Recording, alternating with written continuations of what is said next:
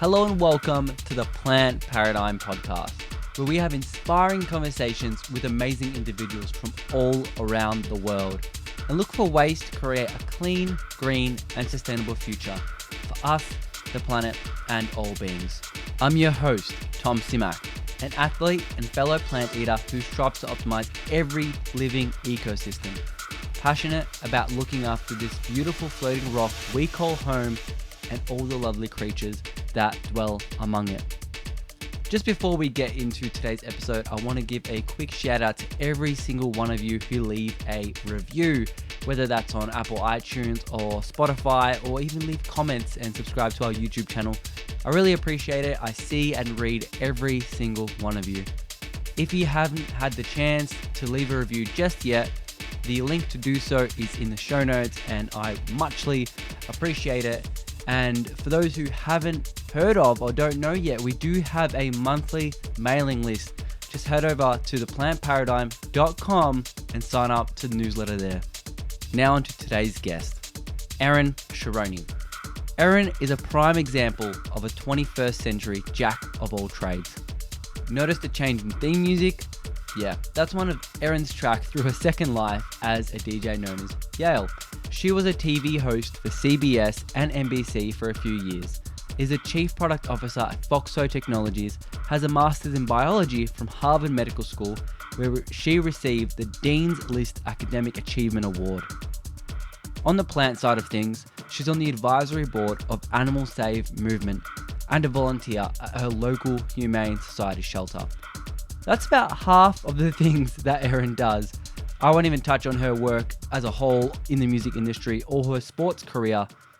So as you can imagine, our conversation today is very, very widespread and covers a lot of bases, including longevity, activism, building muscle, and science at large, including a paper that she's published in the past. I hope you really enjoy this conversation as much as I did, and I will see you on the other side. Erin, welcome to the Plant Paradigm Podcast. How are you going? Great. Thanks so much for having me. An absolute pleasure.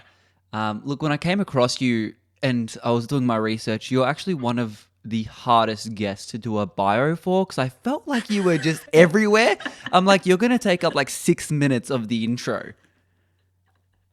Sorry, Tom. No, because like it confuses me because you've done so much. It's really incredible. And I'm looking at like your background. So you've got like this master's in biology and you've got this whole sciencey background. So when I'm looking, all right, this girl's, she's vegan and she's science and all these things, I'm like, and I always find it fascinating whether someone kind of connects to the whole, well, we talk about veganism a lot on the show, whether someone connects to it based on like the health aspect, the environmental, and you've got these different pillars. Given your scientific background, was it the health aspect that really connected with you? That's how I started. When I say that I was plant-based and then I was vegan, and I qualify those as two different things, which I'm sure you understand, and probably most of your listeners understand. But for anyone maybe who doesn't quite get that, I started with the plant-based. I would say diet, not even lifestyle, just diet, because I was really sick. And I was like one of those people who, like many women, their condition was undiagnosed. I couldn't figure out how to get better. I was really frustrated. I always sort of had this background in health and wellness and fitness. At that time, I did not yet have a master's in biology, but I knew enough to do some reading. And so it was recommended to me by a naturopath, hey, why don't you do a raw food vegan diet, which I would actually not recommend to anyone subsequently. But what I took away from that, even though the raw food thing was hard and didn't do all that much for me, was that cutting out dairy completely and then reducing, my meat. And I mean, actually, I pretty much eliminated my meat and poultry consumption. I was eating fish, eggs, and occasionally I would eat non-cow dairy. And so that's what I did for about 10 years. And then I became vegan for ethical reasons. So part of it was informed by, being a scientist. If you know how to read studies, the environmental effects are pretty alarming. And so I was like, all right, well, I see what I've got to do here. But actually, I watched Dominion which Yeah. takes place in your great country. And so obviously that happens everywhere, right? It's just as bad in the United States. And when I watched that, I was like, I can't continue this way. So that's what got me. And then it made it very easy, to just give up everything and say, I want to align my lifestyle and my choices with my heart. And actually my body improved, my cognition improved. I felt like everything improved. Yeah. Yeah. It's so fascinating how like our psyche kind of we don't know, like it might be more spiritual than that. Like people say like your body's a garden, not a graveyard. So is it like the spirituality of like not contributing to that and not consuming that flesh, or is it knowing that, hey, I'm doing better for the planet, and so your mental health is like, no, I'm a good person. And it's really hard to kind of tell. But I want to circle back to the raw thing for a second. What is it about, because I've tried raw, or like even the raw till 4 and those kinds of things. What is it about raw that you didn't like? So I guess I should amend my statement. And I know I made it sort of jokingly. So if people are listening and can't see me and my hand gestures and laughing, then they might get the wrong impression. So for anyone who's not viewing this visually, I should clarify and say there's nothing wrong with a raw food vegan diet. It just didn't work for me. I had really bad IBS. I had a lot of digestive issues. And so I actually had a traditional Chinese medicine practitioner. And in traditional Chinese medicine, when you do have gastric distress, one of the things you're not supposed to do is eat cold foods or raw foods. And so that practitioner was, telling me the reason that you're not feeling great is because of this. And they have their own school of thought and explanation. What the mechanism is, I don't know. I do think that uncooked roughage is more difficult to digest. I mean, that actually is true, especially if you hadn't been eating a largely plant-based diet previously. So I think the issue for me was going from 0 to 100. And also, just like any diet or any version, any variation of veganism, different bodies require different inputs. And so for me, that was not the ideal input. I also did not enjoy it, but I know plenty of people who do. So I don't want to put anyone off it. I just want to say that I think sometimes it's recommended medicinally, particularly to people who are not vegan. And so imagine you've been consuming animal products your whole life, even though I was fairly healthy. My parents were hippies, right? They fed me carob in the 1980s before Whole Foods existed. So I was kind of in that sort of world, but I ate animal products. So my body went from one extreme to the other and it reacted really poorly. That said, I did see some benefits and I started cooking my vegetables and was like, I feel much better. I mean, just the elimination of dairy alone, for me, that was one of the biggest things. So I always tell people, look, even if you're not ready to go completely plant-based or vegan or whatever your reasoning is, just stop with the dairy and I promise you'll feel better. Yeah, I agree. It's dairy's the worst one because it's like the hardest one, I guess, for a lot of people, and it's like the most impactful. But on the raw thing, I assume it's something to do with the starches not breaking down when you not cook it, and Yep. kind of like going on what you mentioned. So it's fascinating. And of course, once you go from meat to then all of a sudden you're having this huge amount of fiber. If you're going from meat to raw, which is everything you're consuming has fiber content, and your gastrointestinal bacteria aren't prepped for that. So it's never gonna bode well. But yeah, I think that's a good clarification, because I think in a wide variety rainbow diet, some of your foods should be raw, and that could be fruit, For sure. and that could be something like cutting up raw tomatoes or whatever that is.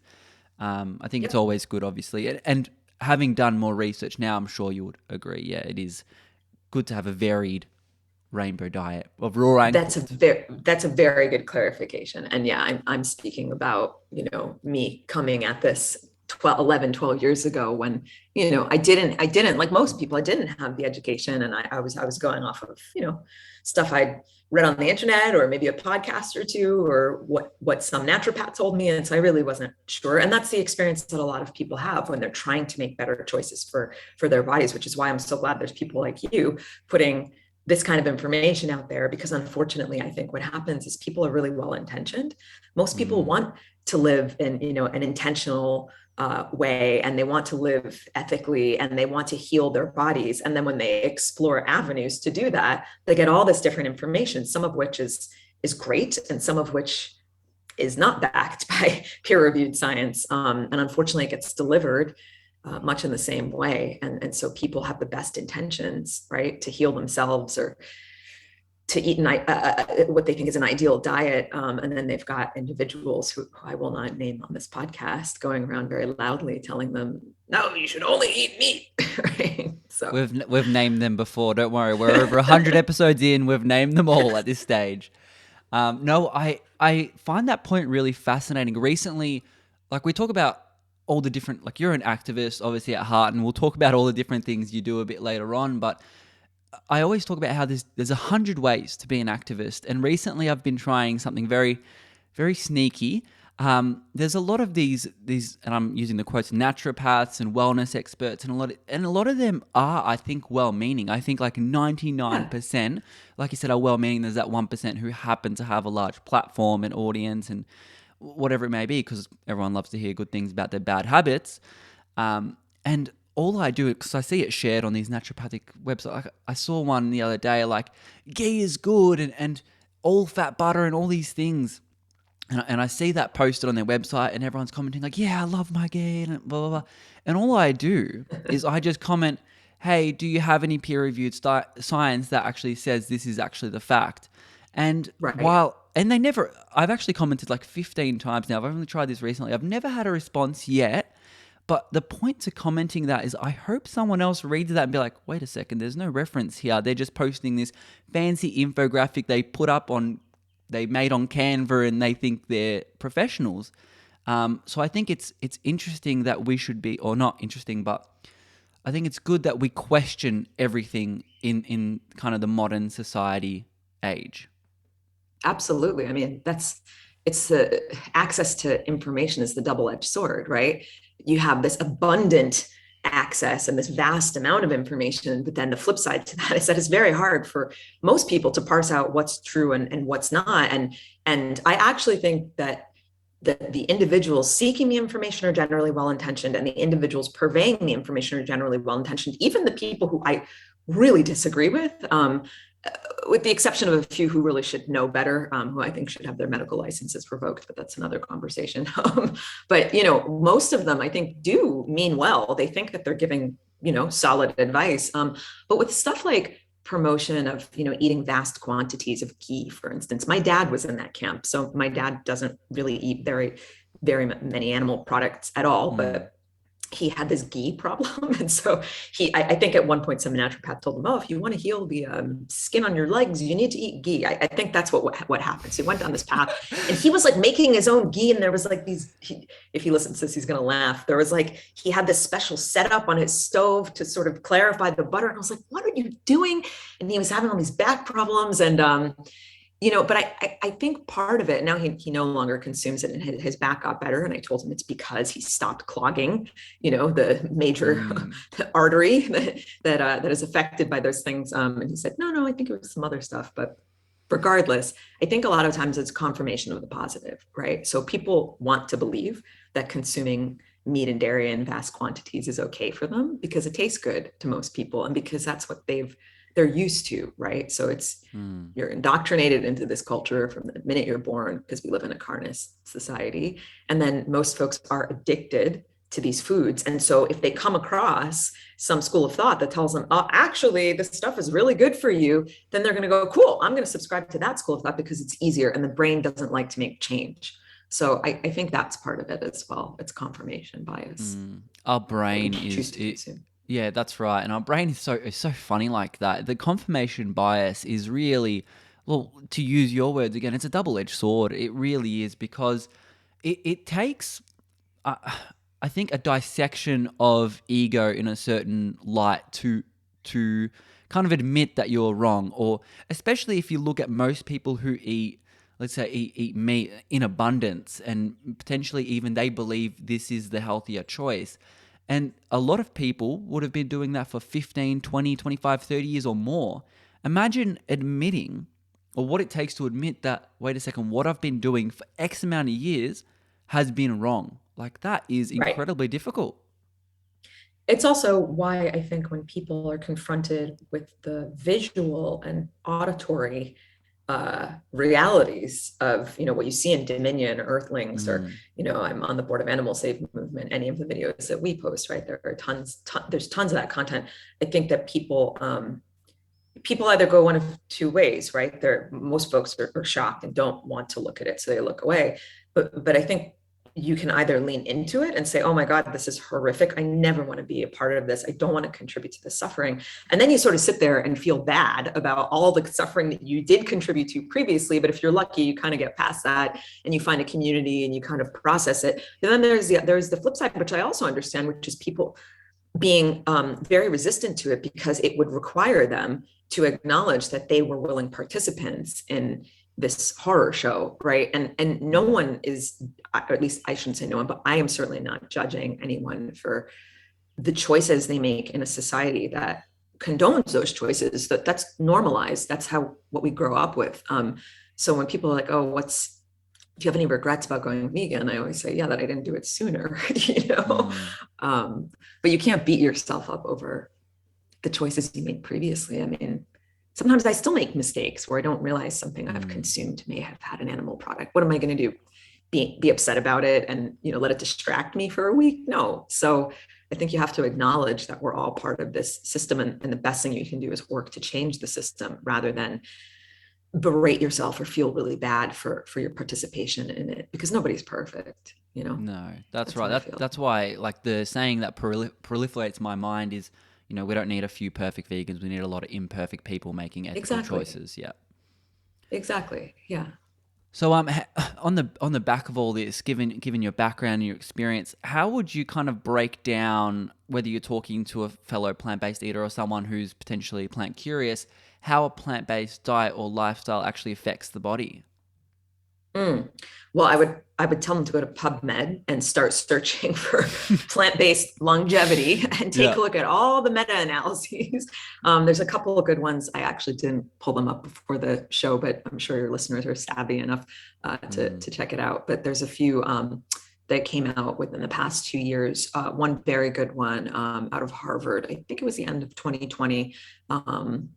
And yeah, I mean, the evidence is really quite clear. And even, very well-known longevity scientists like David Sinclair, who's on the board of my former company where I worked for 6 years, he's gone now on Joe Rogan a few times and said, yep, Joe, sorry to break it to you, but I'm 90% plant-based now. This is what you got to eat if you want to live long. Like, this is a prolific scientist. These are people who that's what they do for a living, is they evaluate this information, right? So it's very hard to argue, I think, with individuals who live and breathe academia and who are able to evaluate the available peer-reviewed literature accordingly. And that's where it meets out. And so I think increasingly people are interested in health span and lifespan.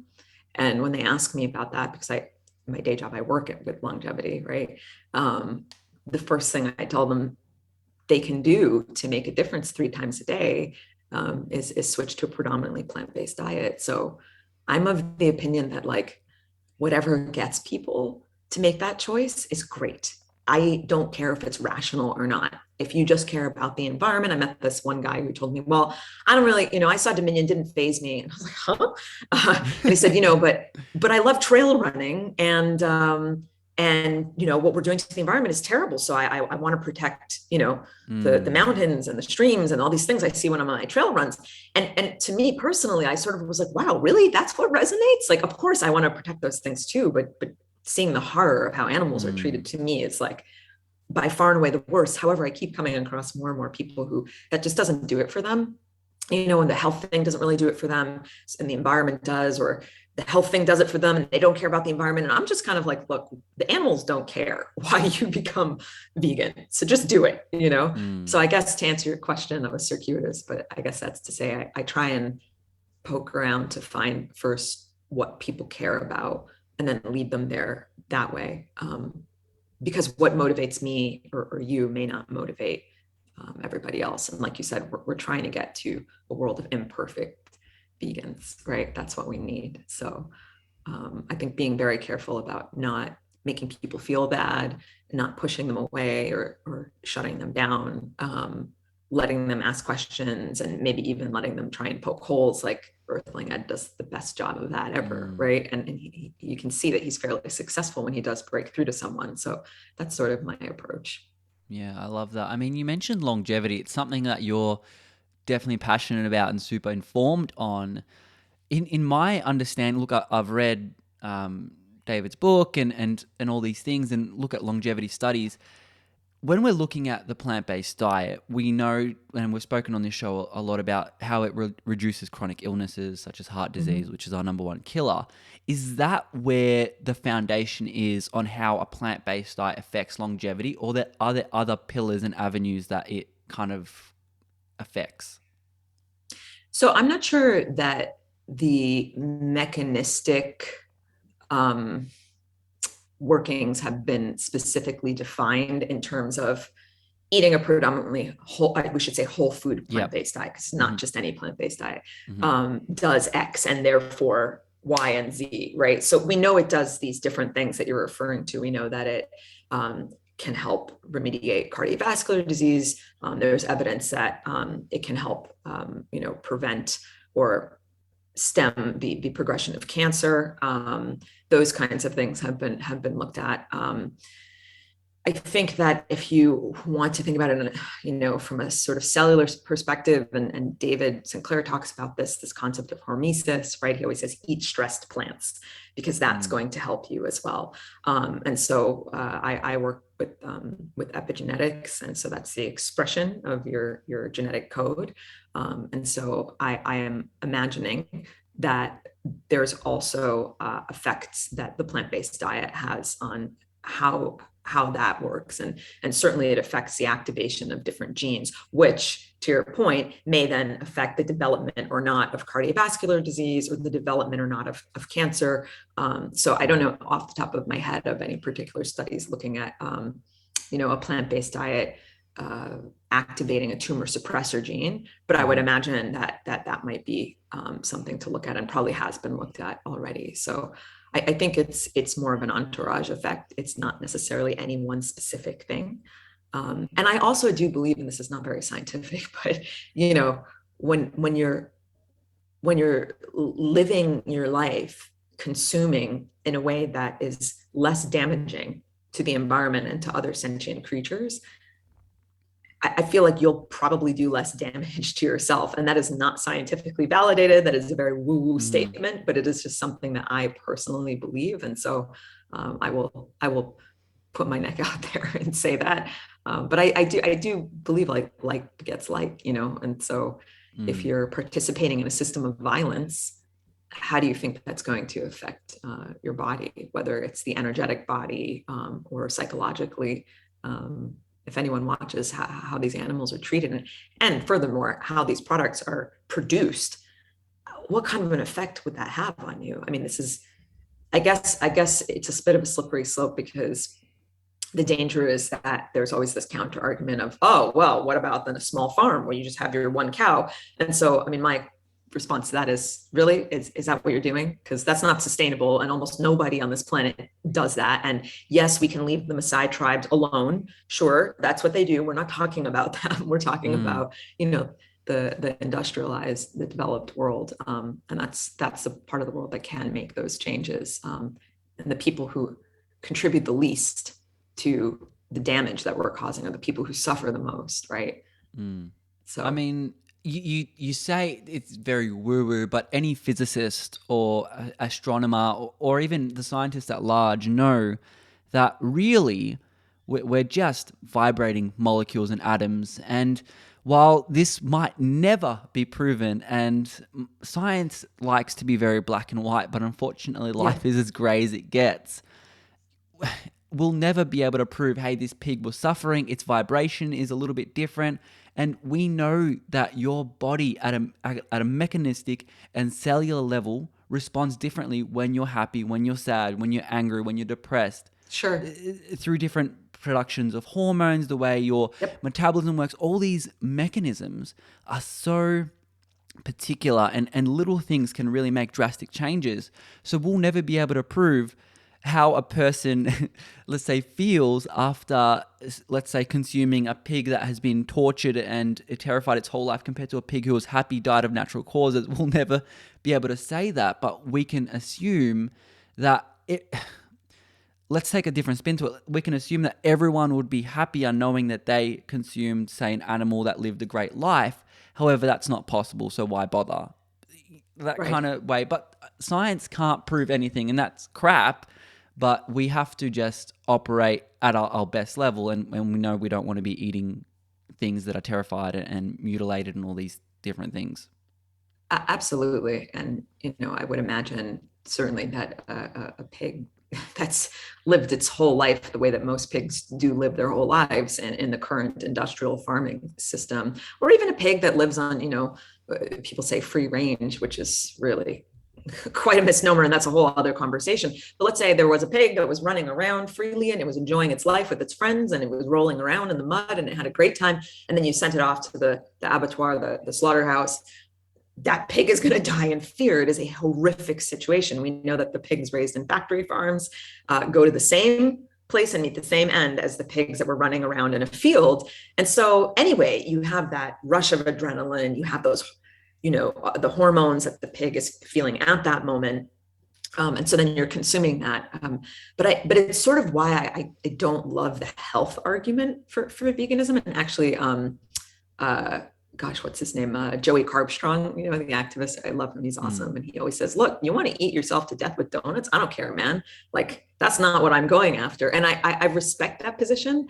I think, like I said earlier in the conversation, we do have to, we have to get people to come to the light, however they're going to come to the light. But when it comes to health, I really am of the opinion that if you would like to be healthy and improve your health span, here's how you can do it. And we can give you that information. But I'm certainly not paternalistic about it. Like, if you wish to eat junk and you still want to be a vegan, cool, man, go ahead. I don't know if that makes sense. Yeah, for Obviously, sure. Like you said, the animals don't care why. If you want to, you can.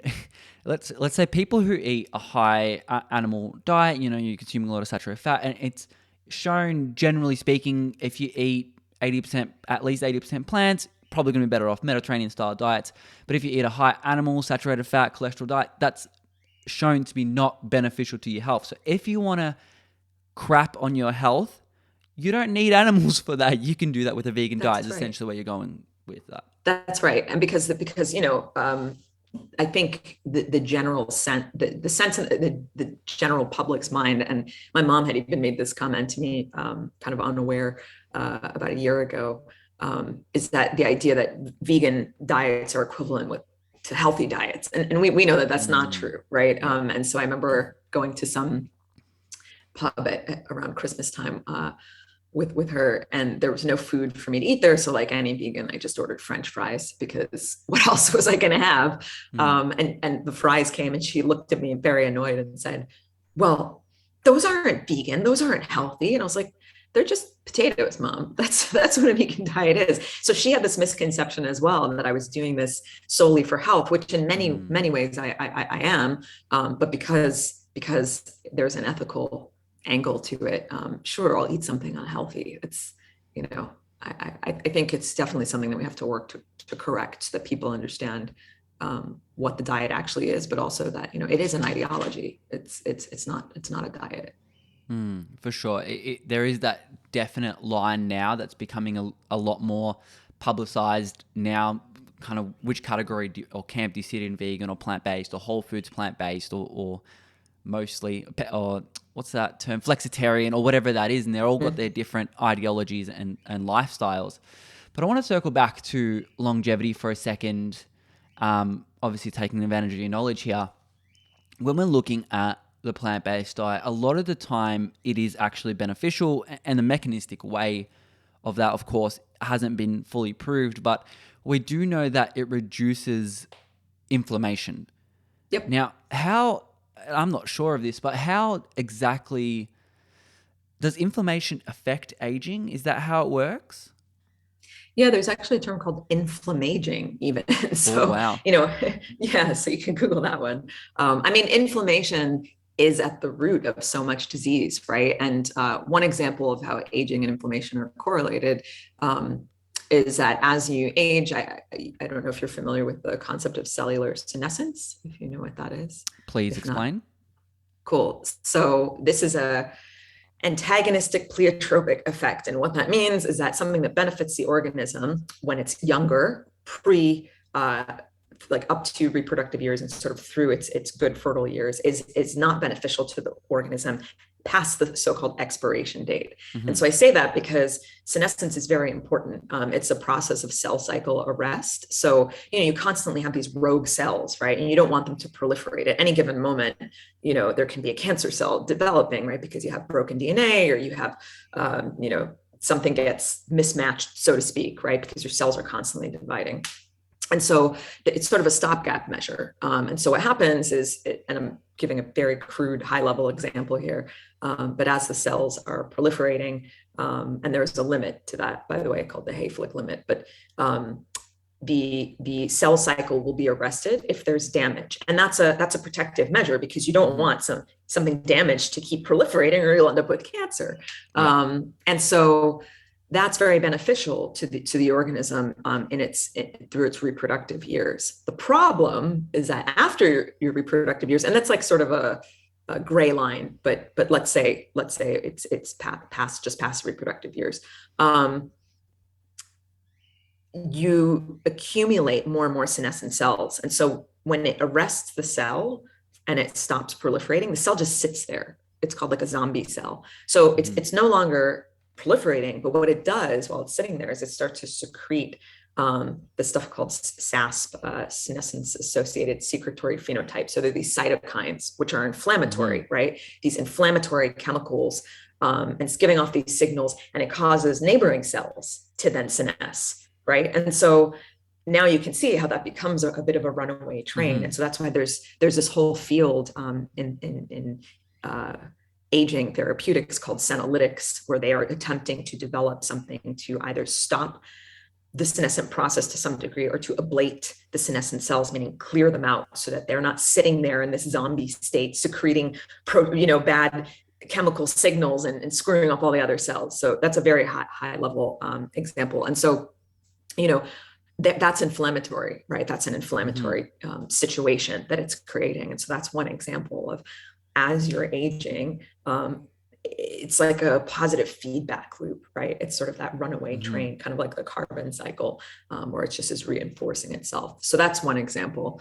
And so I forget what your original question was. I went on a tangent about that. That kind of does answer it, because I was talking about, we know plant-based diets reduce inflammation, and then that is actually the mechanistic reason why we don't want inflammation. And I'm guessing that kind of sits at something we've talked about on the show a little bit is water fasting. And when you get to a certain point, you get autophagy. And is that autophagy, does that tackle, if you know, that process as well? I actually don't know if water fasting is clearing senescent cells. So I don't want to give you a definitive answer, not knowing off the top of my head, but I do know that water fasting does, and any fasting actually, of any kind, even Valter Longo's prolon fast, which I've done many times, gets you into that sort of state of autophagy, so you can begin to clear away that cellular debris. And yes, if that stuff, that gunk is sitting there, it can create a state of inflammation, as can many things. And I should revise something that I said earlier, which is it's not that we don't know any of it's not that science has not understood the mechanisms by which a plant-based diet may mediate the aging process. It's that there's many different mechanisms. So in that book, Fiber Fueled, and I'm going to mess up his last name, so I won't say it. I'll just say Dr. Will with a B. Bushowitz, yes. So he talks about that, right? And I'll probably misquote it if I attempt to explain the mechanism. But the more fiber that you eat, right, the more anti-inflammatory effect you're accruing, and there's a whole reason why. And again, I don't have it in front of me, so I don't want to repeat it incorrectly, but he talks a lot about that as well. So we know that that's one avenue, and there are mechanisms involved with that. I think there are definitely more that we have not elucidated yet. And a lot of the studies are association studies, right? They're epidemiological studies, which is the criticism from the sort of anti-vegan camp, which is hilarious. Like, when you don't like epidemiology, that's, how do you think any of the medicines you take were developed, or the vaccines, or any of that stuff? So a lot of it's associative, and because it's epidemiological, you're not elucidating the mechanism, right? You're just saying, we know that these groups of people ate this way, and they had less cancer and less heart disease. And then there are also certain plants that are mediating different effects, right? So we know that soy has phytoestrogen, which is very helpful in combating things like breast cancer or ovarian cancer. So I think there's like many different ways, and I should have maybe clarified that earlier. No, that's perfect. Thanks for that. And kind of circling back again then to when you mentioned the stresses of plants, right? Plants have, and it, from my memory, if I were to dive deep in there, they're the polyphenols of the plants. They're the stresses, and that's what we can find more in, if I remember correctly, the organic fruits and veg. Do you know, to your knowledge, if there's is there not, like GMO foods, I think, have less polyphenols, or do you know how that affects or balances things? Well, stressed plants are generally more vibrant and richer in color, right? So that's why when David Sinclair is always saying, you want to eat those stressed plants, these very vibrant plants, and that's what you're seeing, right? And so I don't want to bucket GMOs into the, hey, you're not getting the right amounts of polyphenols.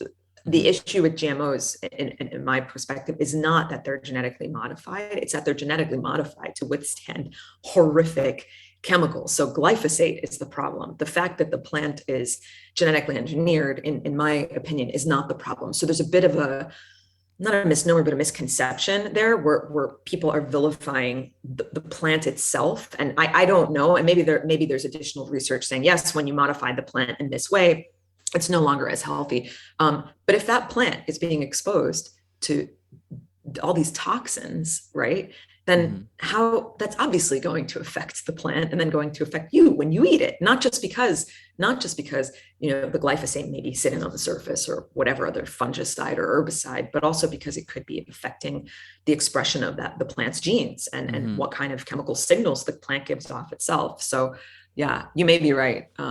But certainly I would stay away from heavily sprayed plants, fruits and vegetables, just because we know that those chemicals are highly carcinogenic in many cases. Yeah, definitely. I mean, this is a good place before we move on, just to add, remember to wash your fruit and veg, everyone. And, if you're cooking them, just boiling them. And of course, water does the trick most of the time, but you can use those Enviro wash things that just get off the little pesticides and things like that. But I wanted to switch gears to an article you did, I believe it was published on Nature, about the longitudinal analysis of biomarker data. Can you give the kind of sum up of what you found in the study when we're looking at biomarkers? And maybe actually, to preface that, can you explain exactly what a biomarker is? Sure. So it's two words, bio and marker. And so it's a marker of biological health, or that's what we're talking about here. So the biomarker can be, your LDL cholesterol, right? Or your fasting glucose. Those are biomarkers. But you could also call other things biomarkers. It depends what you're looking at. You could say that technically somebody's BMI is a biomarker, right? Their height can be a biomarker. It depends how you're using it. But in this instance, and what most commonly is referred to as blood biomarkers, I think when people think of a biomarker, if they know what it is, they're thinking of blood biomarkers. They could also be genetic. But with this paper in particular, it was the title is A Longitudinal Analysis of Biomarker Data from a Personalized Nutrition Platform in Healthy Subjects. And so that was a study using the personalized nutrition platforms, algorithm-driven platform that my prior company that I worked at for 6 years, where I mentioned David Sinclair, among other aging scientists, are on the scientific advisory board. And so that paper was really an analysis of the efficacy of that algorithm. So that company, Insight Tracker, was really, I think, one of the first to market in saying, hey, we're going to take your blood, and then we're going to run it through all this, all these algorithms, and then we're going to give you this really precise nutrition and lifestyle plan. Now you have tons of companies doing that, right? Like Everlywell. But Inside Tracker was really, I think, the first in that space. And so, yeah, so we had tons of data and this really robust algorithm, and wanted to see if we established a biomarker correlation network, what would we see? And also, in addition to, established or novel relationships between biomarkers, would it show us associations between specific interventions and corresponding biomarker changes? Because what we would tell people is, you would test and we'd say, oh, your lipids are out of range and your ferritin isn't great. And so this is what the algorithm is recommending that you eat. And it was very precise. It would be like, you should eat 2 servings of green beans and 1 serving of lentils, 2 times a day for 3 weeks or whatever it was. It was fairly robust. And so the paper was looking at those sorts of things. And so, yeah, we found what it did was it confirmed, expected established relationships between biomarkers, and then like some novel relationships as well, including there was a relationship, connection between neutrophil levels and triglycerides. And so that's not my area of expertise, but it's been suggested that it could indicate cardiovascular disease risk. And so the correlation network that our data scientists created as they were conducting this study did reveal some information about that, as well as some other unexpected sort of correlations between different markers, magnesium and different markers of muscle stress. And then we also looked at, like I was saying, the efficacy of specific nutrition interventions, nutrition or lifestyle interventions, and biomarker changes, and saw that as well. And in fact, saw what we knew to be true anecdotally just from working with our customers, which was that as you improve your nutrition in a very targeted way, your biomarkers move back towards the normal level or the optimal level. Yeah, that really opens the floodgate to this potential technology that can really, there's a group of people that would love this, but it's really kind of like biohacking in a lot of ways, in my mind anyway. But what I found really fascinating, and there was a certain emphasis on vitamin D and LDL. Is there a particular effect on longevity these 2 compounds have? Oh gosh, we published this paper so long ago that I don't even remember what we specifically said about vitamin D and LDL. So you've read the paper more recently than I have, but vitamin D is very, very important for immune function. And if you've got very low vitamin D levels, and and you're aging, when your immune system is declining as you age anyway, vitamin D is also important for bone health and for other functions that decline as you age. So, yeah. It's so funny that I read that, because when I read that, the first thing that came to my mind was, and I won't say the full name, I'll shorten it, is the vid. You got it? Yeah, okay. I was like, yep. Does she get it? Yeah. It kind of, when it came out, there was this big uproar of people that were actually like, oh, I'm not going to get it because I supplement vitamin D. I'm like, that's so fascinating that I found that I had never heard that vitamin D affects the immunity so much, but then that came about and everyone was supplementing it. And then what really comes to mind, and then especially when I was, thinking about longevity and I'm thinking about aging, some people really aren't looking forward to, I guess, aging or getting to that certain age where they develop wrinkles and things like that. And it's so funny how we have to go into the sun, get this vitamin D, and apparently sun exposure causes wrinkles. And I'm like, I guess with longevity, we want to expand the healthy years of our lives. So kind of piggybacking on this whole conversation, how do you increase personally? What do you do to increase your healthy years? Oh, that's a big question that goes way beyond vitamin D. Yeah, I mean, people are always asking that because they're looking. I'm not saying you are, but most people are looking for, what you read about as in a media headline, which is like, what's the magic bullet, right? Like, is there a new pill? Joe Rogan is mainlining NMN or something, right? And I caution people against that, not because therapeutic interventions are unhelpful, because they can be great, and they have been great, and they have extended human lifespan, right? Just the discovery of penicillin alone has extended the lifespan of humans within the past century or so.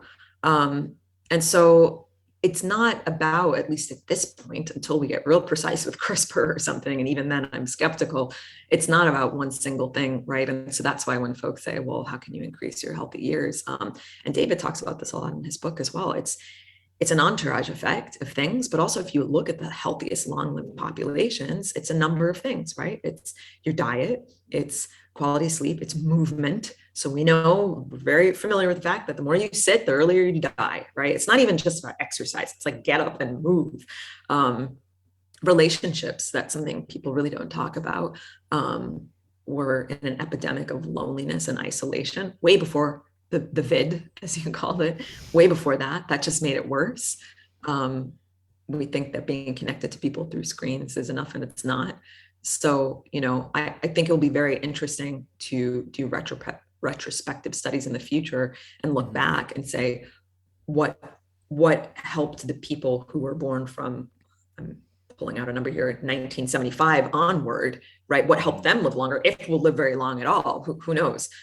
Because the current information we're using when we're saying, oh, this population, they're over 100 years old right now. Well, it's 2022. So that means these folks were born, 1920? You didn't have mass application of pesticides at that point. You didn't have factory farming. You didn't have the level of pollution that we had. There were so many things that did not exist. You didn't have social media. You had people connected in communities. So I'm not saying life was so great back then, but I'm saying it was different. And so it's a bit of comparing apples and oranges. So what we can take away is what we know, which is that your diet is really, really important. Drinking clean water, sleeping enough, moving, breathing. I love James Nestor's book, Breathe. It's awesome. I think that probably has a huge impact. Meditation. So I recommend those things to people. And sometimes I think folks are a little bit disappointed. We can see they're like crestfallen because they're like, oh, I thought there was something easy. And I'm like, well, those things are easy. They make you feel good. Like, it's not that hard. I know that in the culture that we live in does not reward slowing down or sleeping or connection or love or any of that. So actually I should say maybe it is kind of difficult, but if you can attain those things to some degree, they're fairly rewarding and they make you feel better. So it's not like taking a spoonful of gross medicine, right? If that makes sense. No, absolutely. I'm sure that in a lot of ways you love the blue zones and you find them fascinating. And I think everyone should. When I found out about the blue zones, which is like what you're talking about, these longest living centurions and adults in these communities that have all those aspects. They've got the beautiful lifestyle. They eat a majority plants. They, drink your red wine. Although I think in my research, red wine only reduces TMAO. So if you don't eat meat, red wine has less of an effect. But that's on a sidebar. It's a lot of things. It's a million things. And so you're right. There is no magic bullet. But on that note, when you first heard of the blue zones, if you can recall, what did you think of what did you extrapolate from learning about their existence? I mean, the thing that struck me most actually wasn't the diet, because that I felt was intuitively apparent already. What struck me the most that we're missing, you can attain their diet, right? I mean, you could argue that the quality of food is different, and surely it is different than what people were eating 80 years ago.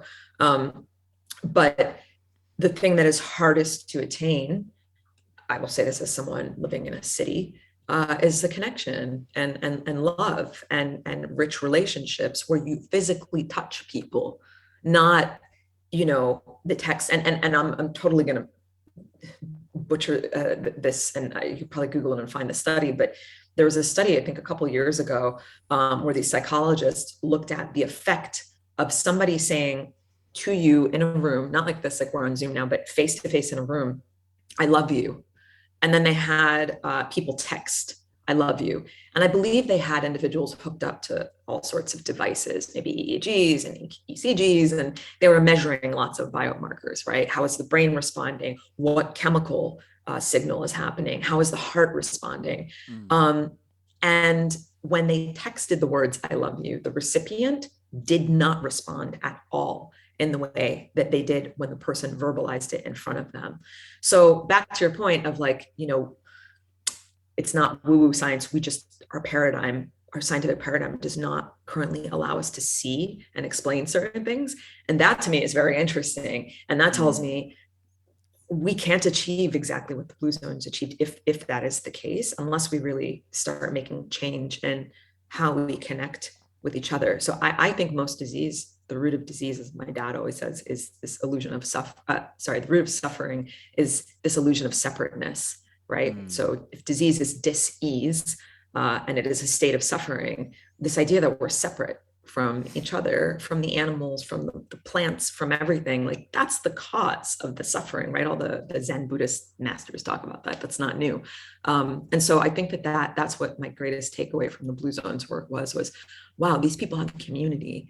And not only do they have community, it is not an online community. It's a tactile, physical community where people can come over and pick something from your garden and they can have tea with you and they can help you and they can hug you.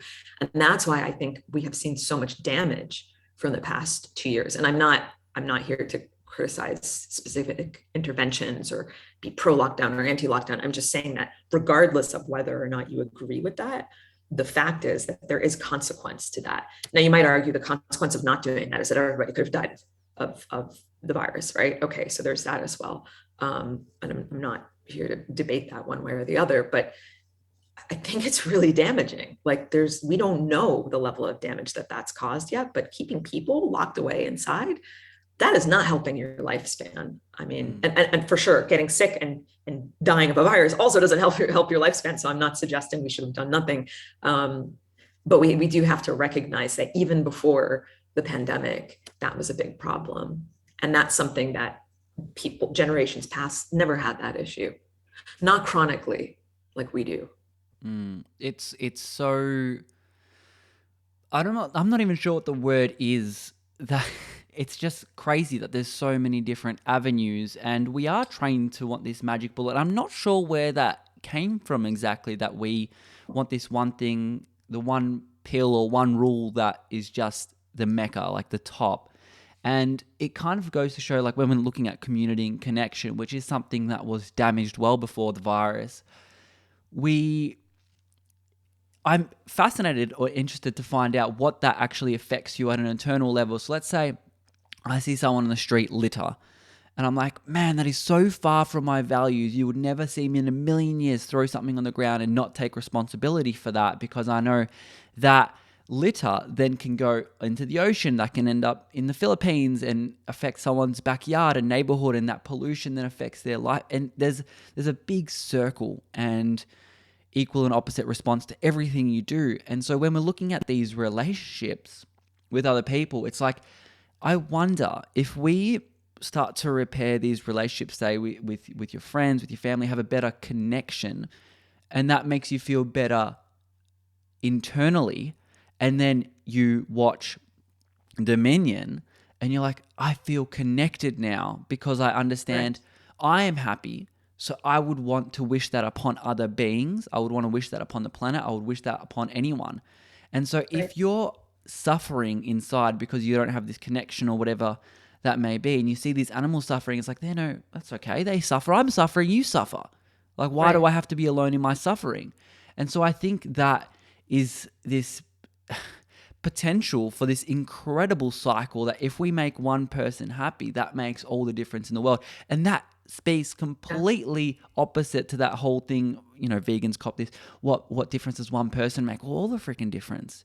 Because if you're happy, then this other person's happy, and then the other person, this is incredible cycle. So this it is well needed to go on a journey of self-discovery, self-healing, and what comes from that, the residual effects and the compounding interest of your happiness is just ludicrous. How big that can really be at the end of the day. Absolutely. And, to that point, I mean, that's why I always say in the discussions about longevity, guys, think beyond humans. Bodhi, it's okay. Sorry, my little pup wants to cross, and the wire from the Oh, computer is in front of his. so Come here, cute.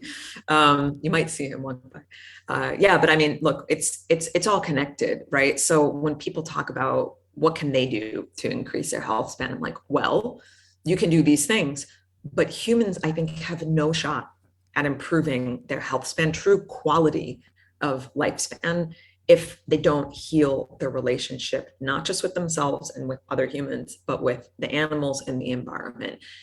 You know, we've heard this time and time again from various indigenous communities. This is not new, right? There's all these beautiful quotes that people like to post and then they don't actually follow them, but it's there for a reason. And I'm like, I kind of just want to shake people sometimes and be like, it's great to think about human flourishing.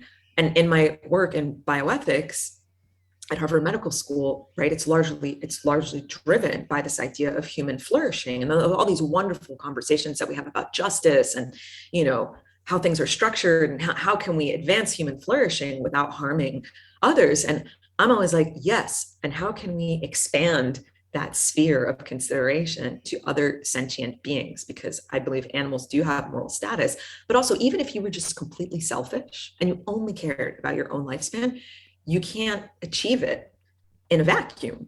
You know, you can't achieve it while you're going around burning down the rainforest and hurting the poor monkeys who now have no home because you just cut down their palm tree house. You know, I mean, it's just like it's obscene. You know, or the way that we think it's okay to torture and kill and steal from other living beings because they're separate from us. Like, unless people remedy that, they're not going to increase longevity in a way that's sustainable, because we'll kill the planet, right? But there's also an energetic component that you were talking about, and I really do believe that that's true.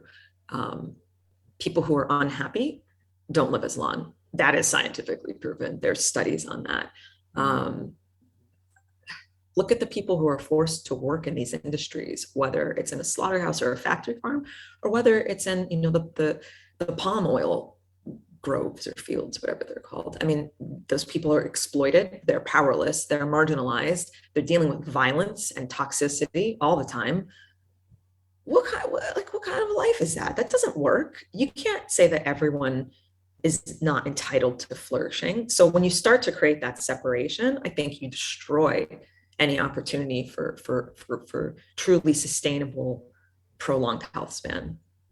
That's my spiel.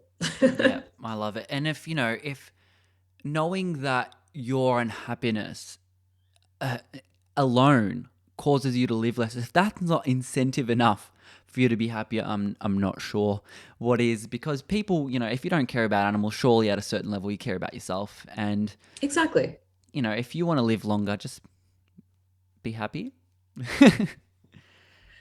well, be kind, right? Be kind. And that's not always easy.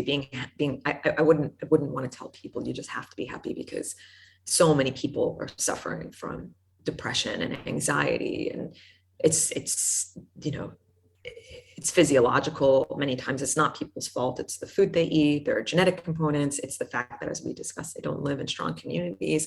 It can be somebody grew up in a resource poor setting with, you know, poor socioeconomic status. And there's a million reasons why you could be unhappy. And many people are unhappy. So I certainly don't want to criticize anyone for not being happy. I'm not happy all the time. And I don't think most people are particularly happy in the past 2 years. And then we come out of that and we're like, oh, there might be a world war. Great. You know, there's a lot of panic and anger and sadness. So I certainly do not indict anyone over that. I just think that there are ways to improve happiness.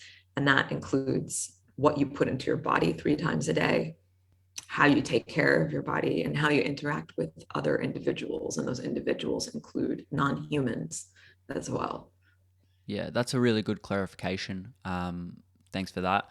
But I want to change gears for a second. We've talked about a few different things, and we've mentioned animals and animal lives quite a lot through the timeline of this conversation. And your on the advisory board of Animal Save Movement.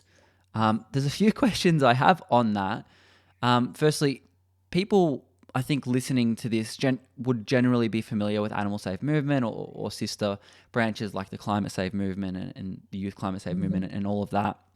But I want to know what it's actually, because a lot of people find it hard to do something that really aligns with their ethics and values. And when we look at the name Animal Save Movement, and then we've come to know you through this conversation, we're like, oh, that is fully aligned. And I know for a lot of vegans, they want to do things that aligns with their values. I mean, everyone does, but specifically with vegans, they want to do something that isn't contributing to the suffering of these animals. So one of those opportunities is sitting on boards. And I know you've had the opportunity throughout your careers to sit on multiple boards, and specifically with the Animal Save Movement one. What is it like to be on a board? What does that even mean when someone looks at that? Oh gosh, well, I guess it means something different depending on the organization and the industry. Not all board positions are the same. This is an advisory board position, so I should clarify that. Yep. Yeah, I mean, we have regular meetings discussing campaign strategy, and most boards are concerned with operational stuff and logistics, so sort of corporate governance stuff that's not that sexy and exciting, to be honest. I think it's great. I actually really quite enjoy that. I like being able to the degree that I can, contribute. I have a corporate background, right? I started my career on Wall Street. And I currently am a C-suite executive in the biotech sector. So it's exciting for me to be able to bring all that business experience to something that I'm so passionate about. It's not that I don't like I love my current job, the one that is my day job. I love it. It's not an activist job, and that's okay. And so to be able to, I think the ideal board for a nonprofit, like an advisory board, which is very different than a board for, a public company or something, or a private company. I think the ideal advisory board has individuals who each are bringing a skill set from another area in to that organization. And so for me, some of that can be business and management. I'm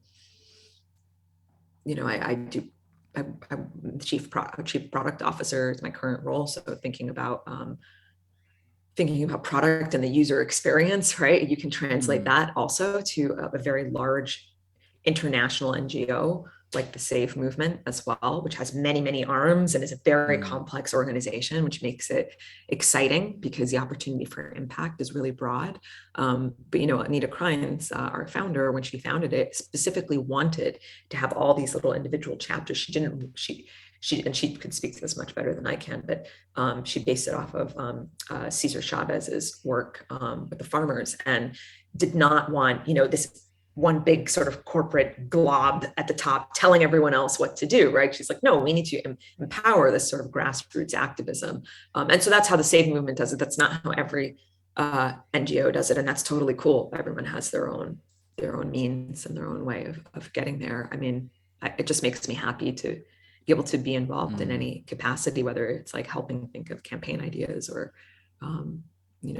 corporate structure, whatever, so that we can advance the agenda and the work of the movement, which is really the important part to help animals.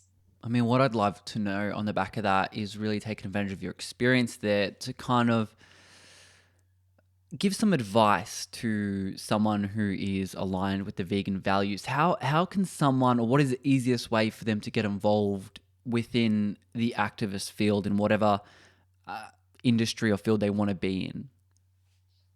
Yeah, I mean, look, I would also tell vegans, you're doing something 3 times a day, presuming you eat meals 3 times a day. So don't discount that, right? I think people put a lot of pressure on themselves, like, well, I'm vegan now, and so I need to go out and additionally do these things. Like, it's enough just to lead by example sometimes. I mean, not everyone has to do the work that the Save Movement does. In fact, it's not right for everyone, right? Because there's a lot of secondary trauma there. Like, not everyone is able to look at really difficult imagery. Some people can't watch Dominion, even though we encourage people to bear witness and not look away, because that's the ethos of our particular organization. But if that's something, I know I have friends who are wonderful, influential vegan activists, and they don't look at any of that footage because it upsets them to the point where they cannot function.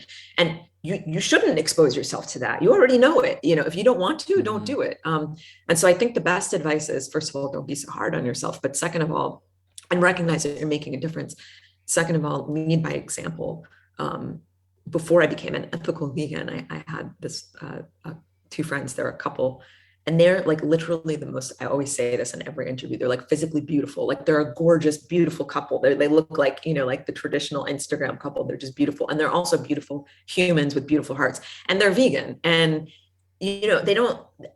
they don't walk around advertising it necessarily, and no one would necessarily know, because there's some ridiculous stereotype about what vegans should look like, but they inspire a lot of people, right? They're super fit. I'm really into fitness. And so it's people like that, or like Nimai Delgado, and that whole group that resonates with me. May not resonate with everyone. So I say also, like, lead by example, right? Like, be the change you wish to see, and allow people to see that, wow, this person is beautiful and thriving and healthy and happy, or whatever it is. It doesn't have to just be about looks. And then the last thing I would say is, bring your gifts to the table. So not everybody is a loudmouth. Not everyone is an extrovert. Some people are introverted and they don't want to be outside with a picket sign, and they also don't want to look at violence, and that's okay. Maybe you can make flyers, or you can help a vegan activist group by applying your writing skills. Or what if you're an accountant? You could offer your accounting skills to an organization. So, like, think about what you're already good at and you like to do, and then say, how can I maybe apply this? But also, don't pressure yourself to do that if you don't have time or whatever. You're still doing something by not harming animals. I think the not pressuring is a very, very important thing that I don't think we've actually talked about in the show, because everyone has their own internal pressures. Like, I have to do this, and it stems from vulnerabilities. We're not going to go deep into ego breakdowns and all of that, but it is very important, because all of us suffer it in certain levels and in different balances and whatnot. But you just recognizing that you are now making the change and being the change you wish to see in the world, I think is enough. So I think that's a very good point, very compassionate point. Obviously, I would assume, were going through something where you're like, I am enough already, but you want to do all these extra things. And like I said at the beginning, your repertoire is humongous, having done pretty much everything or most things a human can do. And something that, I was thinking about is this person's ambitious, being you, and they've done all these things, but they're also a female. And so what really comes to me when I'm talking about this is, for a lot of times, I think it can be hard as a female, and especially because your experience in the corporate world, that's something that, in Australia, we still have a decent pay gap, unfortunately. And it is something that needs to be talked about. And I'm sure on a global level, it is still available in one way or another. And I wanted to get your particular advice for a female, given that you're ambitious. And this can go whatever way you want it to go. But I wanted to give you the floor for a moment just to talk on being a female, being ambitious, maybe working in corporate, and kind of not fitting into certain stereotypes. Yeah, well, that's a big question. First, to your point about the pay gap, which is spot on, I would orient everyone, because yesterday there was, oh God, I'm going to forget what it was, like Pay Equality Day or something like that. I'm totally misquoting it, but there was on Twitter. International Women's Day the other day, actually. So that fits. That was last week, wasn't it? Okay. I don't know. Yeah. I think that was last week. There was something else where they were looking at pay gap, and there's a Twitter account called Pay Gap App, and it's a bot.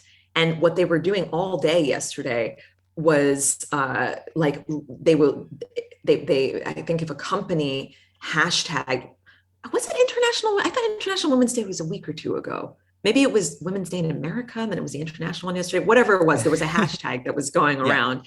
And all these big companies, as they always do, these big corporations were like highlighting a story about how wonderful the women in their workplace are and how great they treat them, and then using this hashtag. And the bot on Twitter, everyone should just go look up Pay Gap app on Twitter. I think that's what it's called. And it automatically grabs that tweet, and then it quotes the tweet with the average pay gap disparity between men and women in that organization. So it called everyone out. So McKinsey, for example, which huge global consulting firm, featured some, very nice imagery of a woman said something rather cliche, and the bot retweeted and it says, yes, well, McKinsey has a 22.3% gender pay gap, women making 22.3% less than men at that massive organization. So I just thought of that as you said that, because yes, it still exists, and there are places where women make more than men, but of course that's not the standard. And yeah, I appreciate your question. I think it depends on the industry that you work in, and I think the Me Too movement did do a lot. Unfortunately for me, I worked much of my career and certainly all my career in finance on Wall Street before that happened. And so, as did most women have been working well before that movement occurred. And so, to some degree, people don't know what they don't know. It's the incompetent, and I'm not excusing ingrained biases or poor behavior, institutionalized gender bias, which is what it is. But I think that we talked about this actually in my bioethics class with the Me Too movement, a lot of the reaction against it by people going, what are you talking about? Like, women can be executives, women are just fine, right? They weren't speaking from the perspective of the individuals who are affected. And this isn't just women. You could say the same for, Black people in America. I can't comment on Australia, but I know you have issues with your Indigenous population and how they're treated. And so it's like once again, it's a lack of empathy. And it's how you were saying someone could watch Dominion and not resonate with what that animal was feeling, because they see that animal as so different from them and so separate, and they do not understand the lived experience of the animal. And I'm not making a comparison here. I'm just drawing on your prior example. And so that's what was happening a lot, during the Me Too movement. I think the reaction against it was, what are you talking about? Everything's fine. But of course, everything wasn't fine. And all these women were speaking up because they felt finally empowered to. It was a really big problem. And it was, I think any female who has worked particularly in certain industries, finance, tech, science, I'm leaving out industries and I haven't worked in every industry. And I know that discrimination exists in all industries. I can only speak to the ones that I've worked in, and where some of the data shows that it's particularly egregious, where you have very few women being promoted or at the top, women being maybe discouraged from having children, right? So there's a whole issue of the ethics of companies offering assisted reproductive technology access, IVF and stuff like that, free egg freezing. So a lot of tech companies started offering egg freezing, which is great. And I wish that my prior employers had offered that. It's popular now. It wasn't as popular previously. But if you step back and say, well, what's the agenda? Are you only offering this because many young women are asking for this, or are you trying to discourage women from having families earlier and to delay childbearing so that they can, get farther in their career? And I don't know what the intention is in many of these cases, but regardless, there should be no reason why a woman in her childbearing years would be considered any differently than her male counterpart, simply because she has the burden of bearing a human life and now may have to take 6 months off. Or in America, we don't even get that much.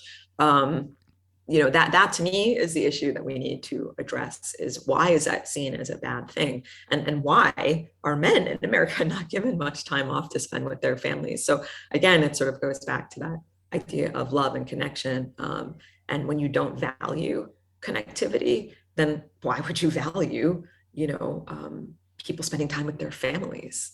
So I think that's one area to sort of look at. And yeah, just in my personal experience, sure, of course it's harder for women, but I'm not here to complain about it. I'm just here to say that it's a thing. And that if anyone thinks that it's gone away completely, they're wrong. I know there are women though who feel quite strongly that everything's fine for them. And I would ask them to check their privilege and say, are you a woman who is benefiting from geographic location, from race, from religion, from socioeconomic status? Because those are also variables that affect things, not just your gender at birth or what you currently identify as. So I don't know, I just rambled a bit. I think that was really important, but I am going to kind of dive a little deeper there for a second, because I know I am conscious of time, but I really wanted I want you to speak directly to a female that maybe feels a bit held back by her circumstances in this current society. Well, I think, it depends what the situation was specifically, right? There could It's a be an really broad acutely bad question, I know, situation. but Yeah. I Yeah. don't I mean, know.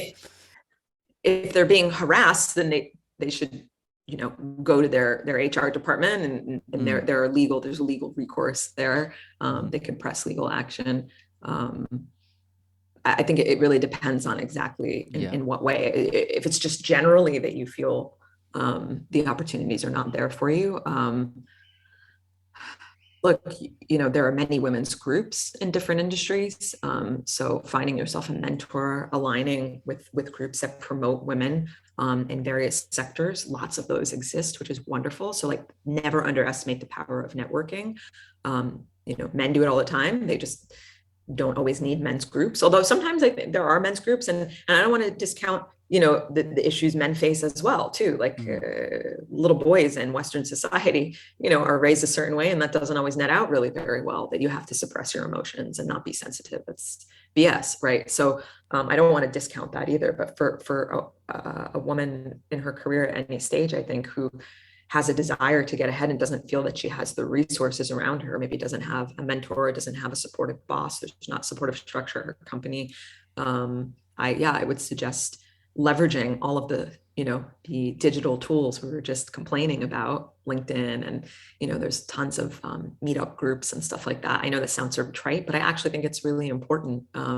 Even alumni groups from your school, like people are more helpful than not. I tend to try and see the good in people, because if I don't, I just couldn't go on with the things that I witness people doing to animals. So I actually believe that people really want to help. And if you ask for help, you'll usually find it. And if you're in a really bad situation, there are also, other resources that can help with mental health, or if you're in an abusive situation, like there are government resources too. So there's always resources. So I would say, look for the resources. There are resources to help you find the resources. Go to Reddit. I mean, there's tons of places.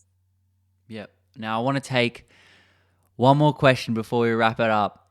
Now, we've talked about 101 different topics today, but I wanted to really give you an opportunity to take the stage and speak of anything you want in forms of Erin's words of wisdom. It could be related to something we've been talking about today. It could be something you've been thinking about or reading about in the last week, month, or year. But I wanted to give you the stage for this last question. Oh, well, thank you. I appreciate that. Gosh. Yeah, I mean, I think we sort of touched on the thing that I'm on my soapbox most about, that I really wish people would integrate and really hear and incorporate. And I think probably most of your listeners get this, but I'm assuming something about your listener base. But I think we can all always get better at that, right? Which is, like I said before, this illusion of separateness. As a global society, we are suffering. I'm not here to be negative. That's just it. I mean, look at the situation in Ukraine right now, right? Like, I read this somewhere. I'm going to forget who wrote it. It was a couple weeks ago. But violence begets violence. This is what we were talking about when we talked about, we need a moratorium on commercial animal agriculture. Violence begets violence. And so I support the Ukrainians, to as much as I possibly can. I mean, I went to Kiev actually 3 years ago to interview this amazing DJ duo. They're called Art Bat. They're awesome. I don't know if you know them, but they're from Kiev. They're really cool. They actually formed their DJ producer partnership during the 2014 revolution. So that's what a lot of their music was inspired by. And I learned that when I went to see them in 2019. And the thing that struck me about Ukraine and about Kiev, the people that I met there, was they were like the most passionate, proud people, but they were also the most kind people ever. I've been all over the world. Like these were some of the kindest people I've ever met. They were so excited when they heard my American voice, like, oh, have you been here? Have you had this food? Let us give you this. How about that? I mean, I went to a restaurant, this like little outdoor cafe in Kiev. I'll never forget, this young waiter came over and I was with the publicist of these DJs. He's British, so he had a British accent. I'm American. We're speaking English, and the kid, this waiter, comes over and he goes, "Oh, are you American? I have some cookies for you." And it was like cookies his grandma had made. And he went to the kitchen to his like backpack and brought them out for us. And I was like, oh my God, these people are incredible. Anyway, I only say that to say that when this whole thing happened, it broke my heart, as it does when it happens in Syria and Yemen. My dad's parents are refugees from Yemen.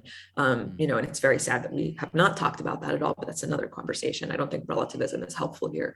But all that is to say is that we see the world, most of the world, in supporting Ukraine, which is great, which we should, emotionally, also embracing this violence, right? And I understand that Ukrainians must fight back against the Russian invaders, because if someone was invading my home, that's what I would do. However, when we reward and applaud violence, we ourselves take on that violence. And so I don't think that it's a good thing that everybody is sort of engendering violence. Again, I don't want anyone to take this the wrong way, because I fully support Ukraine's fight for their freedom. And I mean, I have a lot of thoughts about how NATO and the West really effed this up. I have nothing nice to say about my current American administration at the moment, and their part in this. But forget all of the politics. The point is that the world is watching very angrily. And my concern is that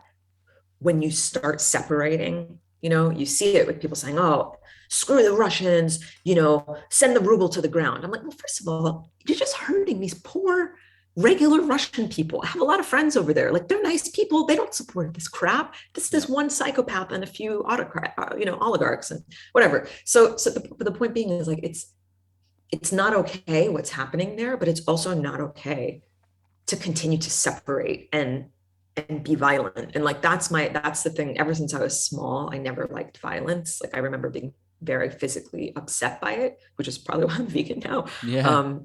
But it really concerns me. It concerns me because people came out of this pandemic where they were isolated and separated, and they were very upset and unhealthy, because you weren't moving, you're stuck inside. People are unhealthy after that. And they went through a lot of trauma. There's a lot of firsthand trauma, secondhand trauma. It was a traumatic experience for the world. And now you have more trauma and violence. And what do? You turn on the news, which I refuse to watch at this point, and they're just milking the emotion and the trauma more and more, because it's addictive, because that's what a traumatized individual does, is to re-engage with that trauma. We see this in the activist movement all the time, right? The more trauma you see and the more secondary trauma that you have, the more you feel you must expose yourself to it, which is why CNN or BBC or whoever continually tries to evoke this emotion. And so you turn on the TV and you see stuff exploding and people crying and pregnant women dying. And these are horrible things that need to stop. But like, miring ourselves in that is not going to help heal anything. So this is more just like a plea, I think, for people to just be conscious of that. So that when you engage with these things, whether it's animal rights activism or advocating on behalf of an oppressed nation, that you're not falling prey to the same crap that caused it in the first place, which is separateness and anger and these sort of like these negative attributes, which are necessary sometimes when we're in a fight or flight situation, but you can't be in that all the time. And so that's what I'm particularly concerned about right now, I would say. I'm glad that you didn't say that at the beginning, because I feel like our conversation would span for 3 hours. And there's a lot we can really dive into there. And I think that's very, very important to someone to think about. You know, you have this, because really what we think this violence is it's just, and this is executing justice. You know, it goes upon this, and I'm gonna completely make someone emotional now. But you look at a different situation like the BLM movement, and it's like, now, say with the George Floyd situation, the cop was executed via death. Would that make someone feel better?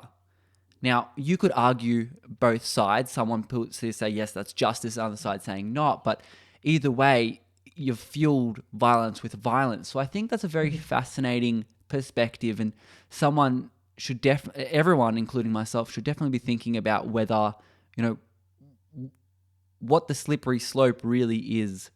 And I understand, I don't think there's a lot of ways people can take you out of context. I think you had a very compassionate undertone and not a bad reason to say any of that. But I find that very fascinating. We have to think about what we are doing and how that really affects other people and how that affects the future, taking aside the politics and the NATO situation and Putin's perspective and all of that. But I wanted to, because we're going for an hour and a half now, and I wanted to just finish off with a bit of a thank you for you. Now, obviously, this conversation was wide spanning, and I think a lot of people will take a lot out of it. So I thank you for coming on and sharing your wisdom first and foremost. And I also thank you for, you know, when you're looking at your Instagram account, I've noticed very clearly that you do say you're vegan, and you do say I eat plants, and you're out there saying, you know, I'm a female, I'm building muscle, I'm going to the gym, I'm doing all this successfully, I live a good life, and I align my values with my beliefs. And I think that's very inspiring for a lot of people, women in particular, who see that and really can find that inspiration within themselves. And also, you crush a bit of limiting beliefs, I guess, especially when it comes to the fitness side of things, that plants, you're not a depressing, sloped human being if you reduce your meat intake or eliminate it altogether. So I find that really awesome that you're out there talking about that. I wish a lot more people were. And I guess there are, you know, parts of the world that do need those, you know, like that attractive, beautiful couple you're talking about, who don't really advertise it as much, but do inspire when they do. So I thank you for being out there with yourself, sharing the wisdom, sharing compassion, kindness. And I thank you again for joining us on the Plant Paradigm podcast and sharing your wisdom. Thank you so much for having me. I appreciate you, and I appreciate everyone who's giving a voice to this conversation. So well done. And I want to make one last clarifying point. So again, no one takes me out of context, because I'm very, very sensitive about these things, is that what motivates me may not motivate everyone else. And so I talk about, you know, my friend Cyrus and Susie are this beautiful couple in London. People can be beautiful in many different ways. So I don't mean to suggest that I'm being superficial. They just happen to inspire me. I think they're, you know, they're attractive, but not just physically in their aura, how they live. And some people don't care about that, and that's totally cool. You don't have to be a super fit vegan. So I just want to put that out there. No, there's something for everyone. Of course. Hi there. Welcome to the end of the episode. Thank you to Erin once again for coming on and sharing your wisdom on the show. I really hope that some of you got a lot out of this conversation. I definitely did. If you want to connect with Erin, I've left all the ways to do so in the show notes below. And if you want to connect with us, the Plant Paradigm, we are also all the links again in the show notes below as well. So I hope you all have a fantastic rest of day, and you follow the show so you can keep up to date with the latest episodes. Other than that, stay happy, eat plants, peace.